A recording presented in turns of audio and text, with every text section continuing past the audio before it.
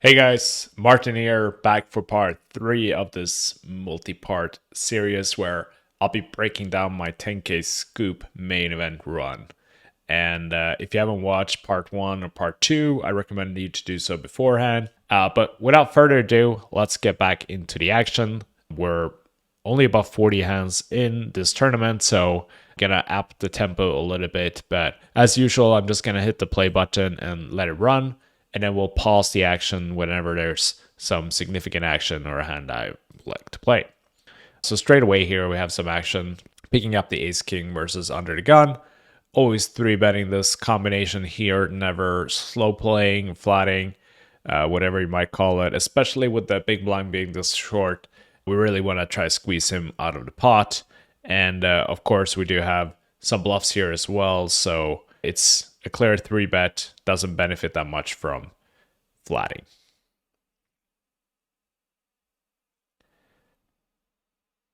Yeah, like I said, it's only 40 hands into the tournament, so still a lot of action to cover.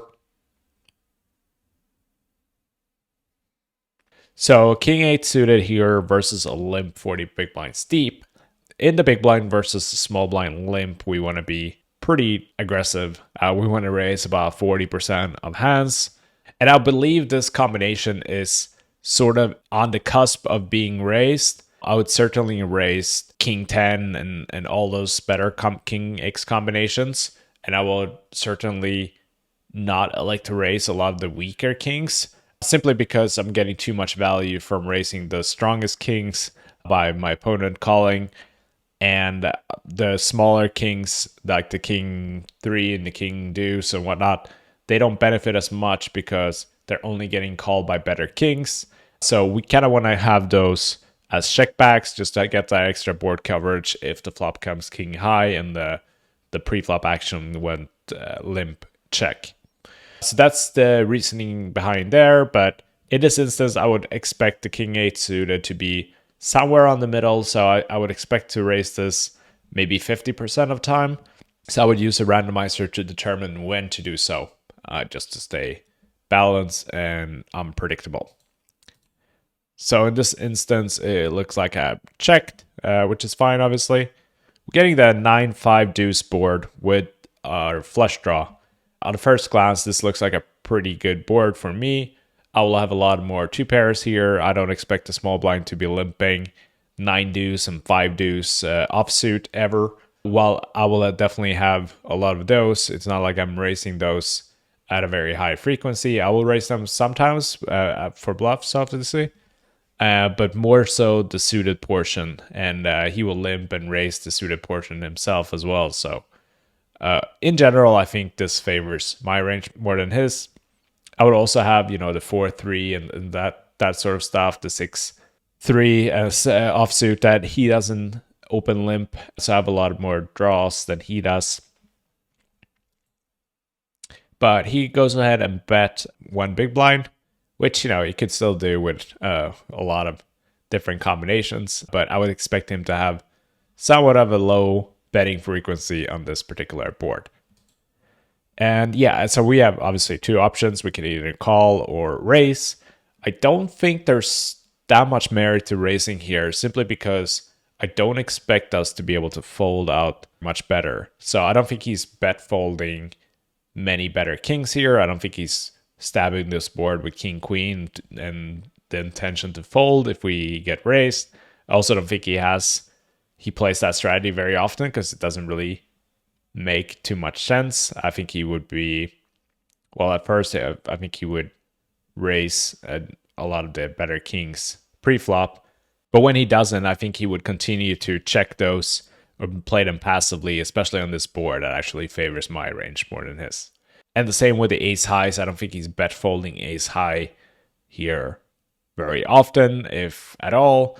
So with that being said, I think it's just better to call. And we do get the ace turn, and now he bets 80% pot. And at this point, I don't think we have another option than to call, simply because now the range advantage has drastically shifted to his favor. If we think about it, we're never slow playing 2 pair here on the flop. we don't have that many 2 pairs with the ace. He'll have a lot of 2 pairs with the ace, but he'll also have a lot of naked aces. He'll have a lot of ace kings, ace queens that he's simply min betting the flop with for value and protection. So he'll pair up a lot on this turn, and there's really not that much we can do about it. Of course, we're not going anywhere with our second nut flush draw, but we definitely want to proceed with a little bit of caution here.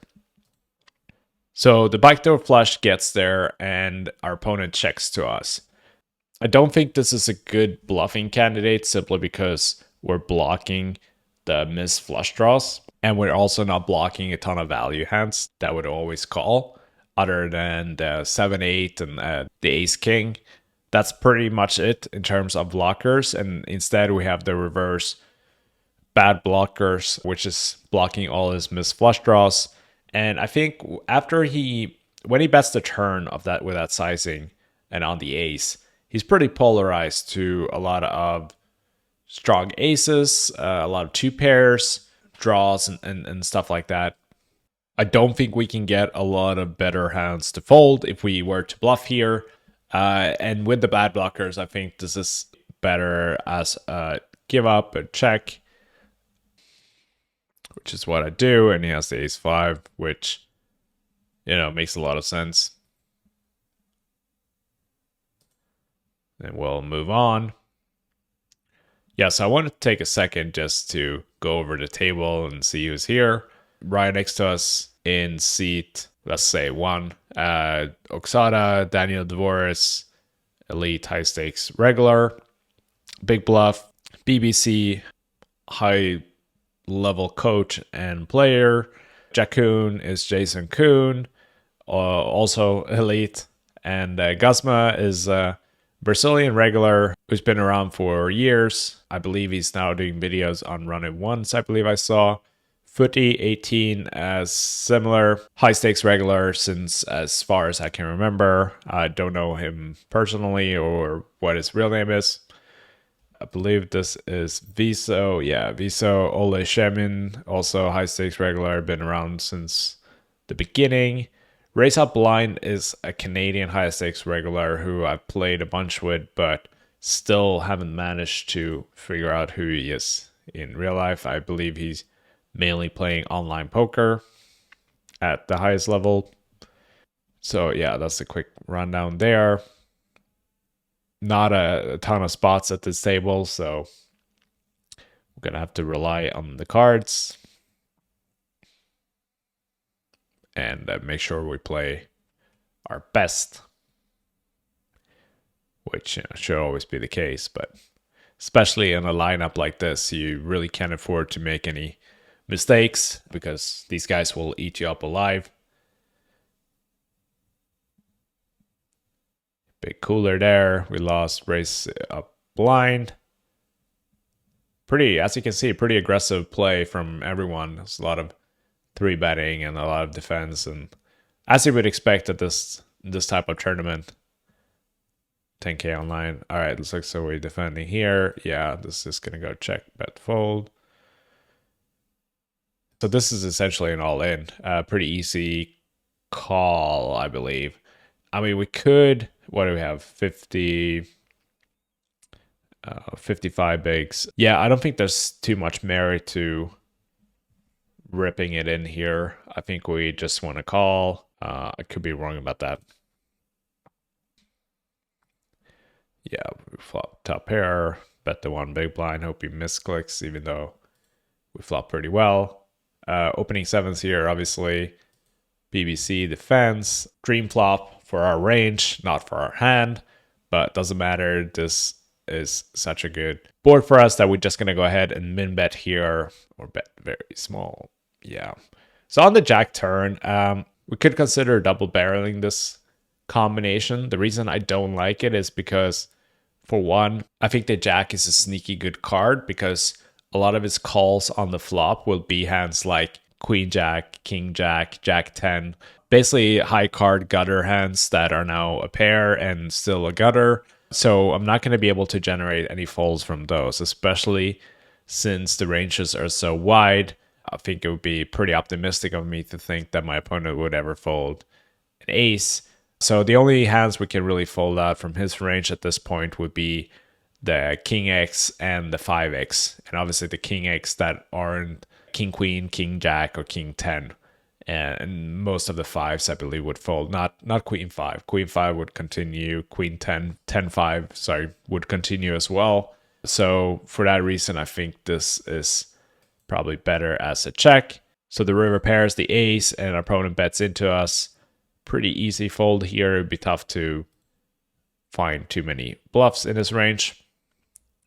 And obviously we have shitty blockers, so not much to do there. Big pot here. Oh, 5-3. Complete airball by Oxada. Looks like Kuhn just picked up a nice 2-pair on the turn there and just continued to call. And yeah, Oxada thought that he had good blockers, so he went for it, blocking the 7-6, which is obviously key there.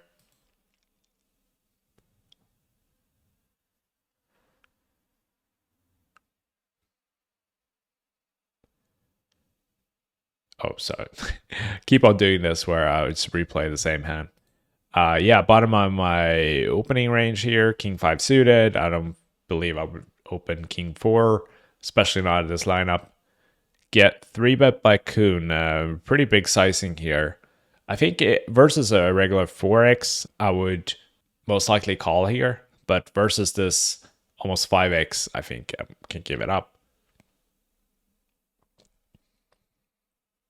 The King X suited combinations actually plays way better than you would think, even in 3-bet pots. Although King 5 is still a bit borderline. I think I might need, a King 8 or a King 9 even. That I would certainly continue with.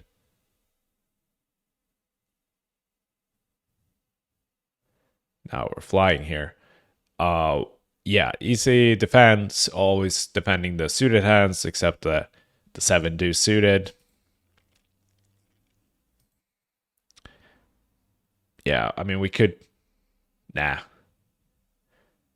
I think we need a little bit of a stronger candidate there to warrant a check raise. It would be a bit ambitious, I think, with the 9-4, even with the the slight backdoors. Yeah, so it looks like we have a new player here.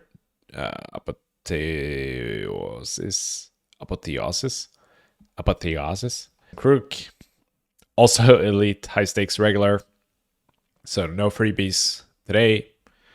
I'm flatting the Queen 10 suited, which I think is the best play. It's not really a hand that we want to... Obviously, it's very playable, but it's not a hand that we want to 3-bet getting in with, and it's not a hand that we want to 3-bet fold of this stack depth, so the only option is to call. I would also flat some aces and kings here just to balance out my semi-wide calling range and not leaving that vulnerable. And we do get squeezed by Daniel.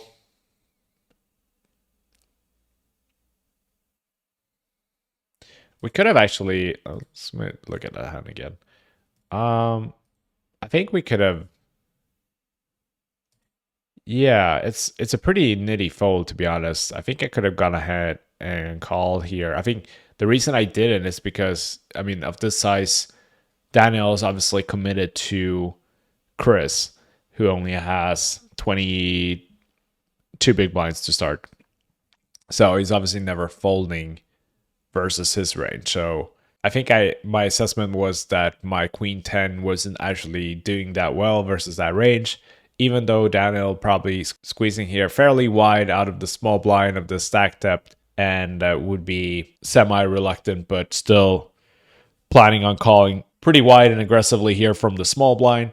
I still think he sort of the bottom of his range, I think, would be like Queen Jack suited, Ace 10 suited, King 10 suited. So versus that range, I'm really not doing that well.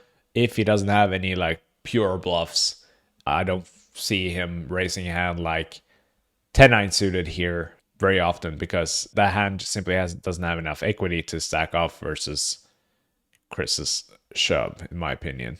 But I think it's fairly close, and I think I definitely wouldn't fault myself for calling here, but tight is right sometimes, and in this instance, it looks like I elected to do so.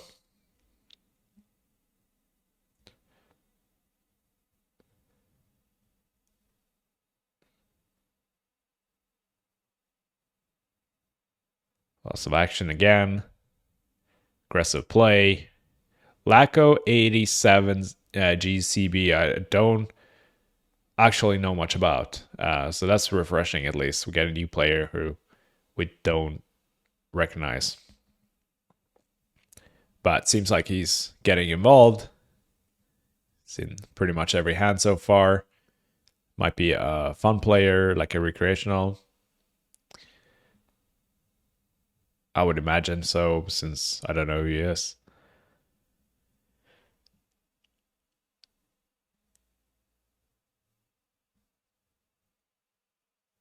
Okay, let's see if we play here. Nope.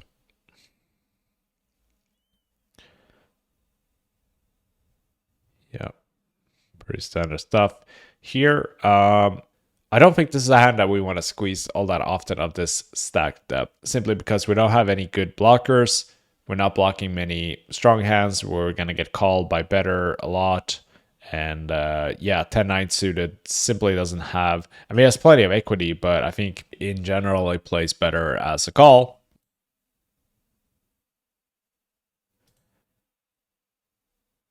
We obviously flop pretty well. I wouldn't say we have a strong range advantage here, but we certainly have all the 7s and 6s in our range. Not a lot of 2 pairs. I don't see myself flatting a 6 or a 7 suited here basically ever. But yeah, though having that set advantage I think is pretty key. Obviously, like my opponents have all those hands as well. But more importantly, I think this is a hand that we want to start building a pot with and bluffing with. We can fold out a lot of better hands currently. We can fold out a lot of king highs, queen highs, jack highs. A lot of stuff that currently beats us, but won't be able to defend on this board, especially out of position. So I like it. And they both fold.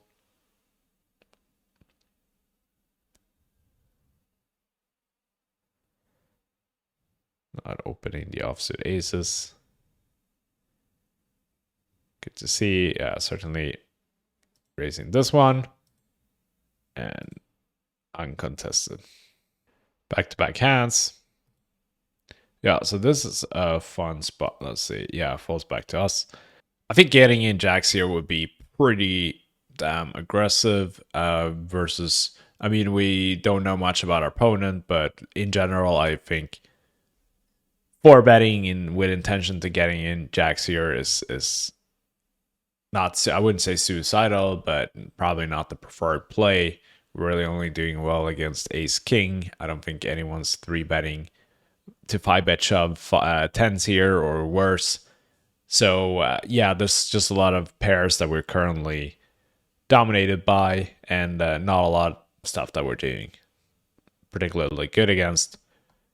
And even if we do get flatted by, say, our opponent has a king queen suited, for example, still have to fade a lot of overcards and we're out of position and playing a massive pot. So I think my preferred play here would be just be to call with these like middling type hands. Queens, I think, would be a lot closer. Strongly player dependent, obviously. Unfortunately, I don't have a ton of information about this opponent. I wish I had the stats here that I had in play. But yeah, in general, I think I would flat queens as well, more often than not. Facing this tiny c-bet on this board with just one overcard, and we have a backdoor gutter ball. Pretty easy call. Don't think there's much to say. Complete brick. Our opponent checks back rather quickly. And now on the 9, blocking the queen jack, which is nice. I think we have a pretty nice bluff catcher, although I think our hand is strong enough to throw out a blocker bet, because once our opponent checks back the turn, I don't think he has many slow plays.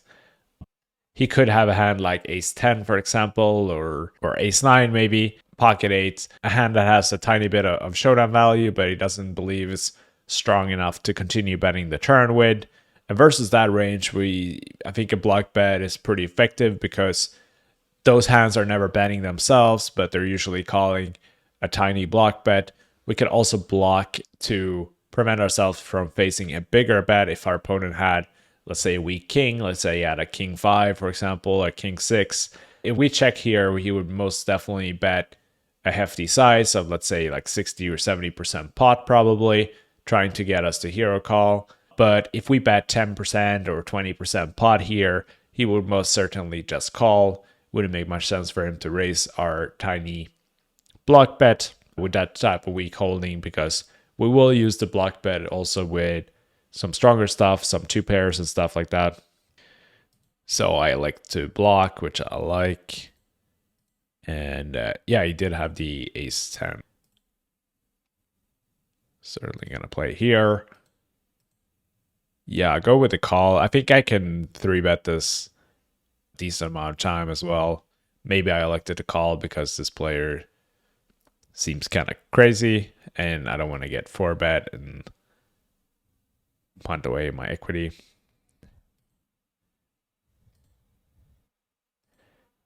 Tiny c-bet. Yeah, could check raise here with a lot of backdoor equity, but calling is of course fine as well, keeping all his worst kings in place, all his worst 9s in play, which is pretty valuable as well. This is a nice turn. So I go ahead and check raise this turn instead, which is definitely not something I do every day. Don't get me wrong, but I really like it in this particular spot. Just because if I'm calling here, I'm going to be extremely difficult to extract value on the river in the case that I get there. And I do think my opponent will have some bluffs here that simply has to fold. Like he could have a small pair, for example, that he likes to play really aggressively. Maybe some ace highs. I don't think so, but you never know. And but the main concern here is that calling, it would be very tricky to extract value the times we get there. And when we don't get there, we're just going to let him realize his equity and potentially bluff us again, or just take down the pot with like a weak holding like an ace high or a smaller pair. So good to see that work. Here we have 10-6 offsuit. Yeah, not really looking to raise too much with this combination of this stack depth versus this type of opponent. Get a board that's actually pretty good for the big blind. Just similar to the 9-5 deuce board.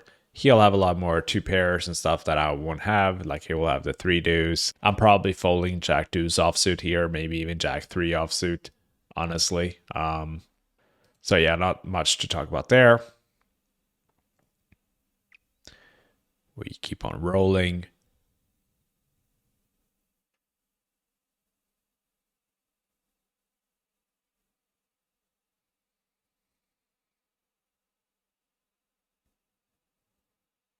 So here we can definitely contemplate squeezing. The problem with squeezing is that versus 30 big blinds, there's no way we can squeeze fold versus Ole. And when he's opening under the gun 1 and gets a caller, like our range for squeezing should be pretty damn tight. So I would be much more comfortable squeezing ace king and obviously aces, kings, queens, all that good stuff for value, and then mixing that in with some weaker bluffs that would benefit from folding out better. But here, that's not the case. Here, we're not thrilled about 3-bet calling Ole here or even Chris. So therefore, I think we're more incentivized to keep all the dominated aces and queens in their ranges and yeah, just play it as a call. And we go 5 ways. Wow. Yeah, I think I can go both ways here, but like 5 ways. And with the nut flush draw, we're more interested in starting to bet just to fold out some equity. Players behind are going to have to continue very, very tight. We have position on everyone, which is a good argument for betting here. You know, even if Jason has a pair of 5s here or the big blind has a pair of 4s, they're still going to have to fold those versus me because they have 3 or 4 players left to act behind. And it's not like I'm just going to blind stabbing this board 5 ways very often. Like I definitely have either a made hand or a high equity hand like the one I have. And versus that range, there's no way that a pair of fives or a pair of fours are going to be able to show down and realize their equity that often. Oh, wow. And I checked behind. Wow, that's very surprising to see. I don't really like that at all, to be honest. But anyway, we we get the flush on the turn. Let's see if I bet. Okay, good. I bet now. And let's see what happens. Yeah, take it down. Yeah, I think that was clear missed opportunity to bet the flop there. Just to clear out some equity and you know, push equity with my hand. Get value from worse draws. Lots of good stuff.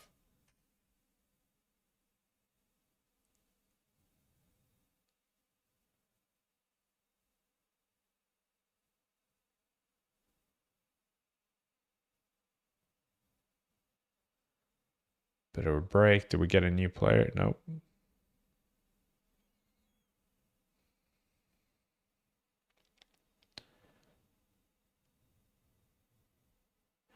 Not a lot of uncontested pots. I'm sure you've noticed, but hmm.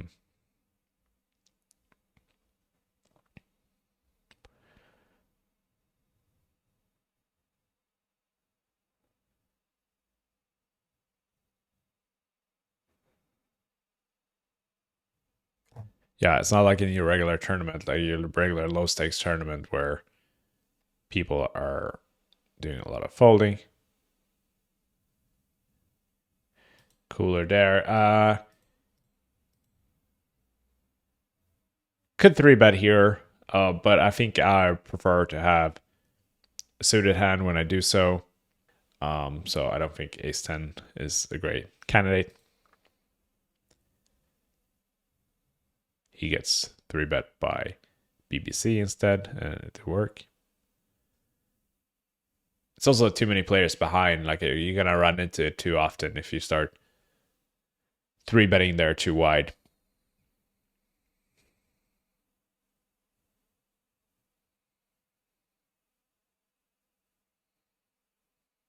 Okay, certainly I squeezed this one. So here, squeezing out a position, I usually go 4x versus one opponent, and then if there's for each player that called, I'll add an extra big blind. So here I would generally go for 5x. Stack sizes matters, of course. So the shorter I am, the smaller I go. I would still not go less than 4x here, even if I had, let's say, 30 big blinds. But of the stack depth, I would certainly get like for full 5x. Obviously not the best board for our particular hand. I think ranges also run pretty close here. Range advantages. So I think we can go both ways here. I mean, betting is fine, checking is fine too. I think we want to build our range where we're balancing by checking our absolute nuts, so like our pocket aces, for example, and then betting ace king at a high frequency just to get all the value from the worst aces that he's obviously never folding. But with queens here and not, I mean, we're blocking ace queen, that's about it. We're somewhere in the middle here. Obviously, we have a still pretty strong hand, all things considered, but Jason's range is still pretty tight, given that we squeeze and he open in mid position. So I think, yeah, I think I could go both ways here, either a small C bet or a check. I go for the small C bet, complete brick on the turn, goes check, check. And yeah, reverse a brick as well, meaning that it doesn't interact with either of ranges. I don't think either of us has a 4. Maybe ace 4 suited could be in my range. I don't think Jason has that holding, or pocket 4s for that matter. After he checks back the turn, I think I could go ahead and block bet here. I think, yeah, he's pretty likely to have a one pair type hand that's worse than mine. Maybe he could have, you know, a king queen or a queen jack, but I'm blocking a lot of those combinations. And I also think that a lot of them elect to bet to turn, especially queen jack, that has an open ender. So with all that being said, I think I prefer to bet about somewhere between 20 or 25% pot here just to target those 10x and the pocket jacks, the 9s, the 7s maybe. Stuff that simply won't bet if I check, but will always call that small bet if I were to make it. But I go ahead and check, and Jason does have the ace-5 suited. Yeah. So yeah, that makes sense. He'll basically use this ace-5, pot controlling with it, realizing that I could be tricky, and double check some better aces. And also, it's going to be tough for him to extract value with this combination. Like, I'm not going to, if he bets himself here, he's opening himself up for being check raised, which is never fun when you're holding this type of combo. And I probably wouldn't have called a hefty bet if he were to make it on the river here with my particular holding. But I still think I should have gone ahead and block bet here. Again, a bit of a missed opportunity. Obviously worked out in this spot, which is great, but let's not be too result oriented and try to think about things from long-term perspective. Yes, I think I'm going to head and pause the video here, wrap up this part 3 of this multi-part series. Still a long way to go. We're only 100 hands in. That's pretty cool, actually. We ended on 100 hands. 3 parts so far. Plenty more to go. Plenty more hands to cover. I believe we're nearing the money bubble soon, which should be a lot of fun. Yeah, stay tuned for part 4, and I'll see you next time. Thanks for watching.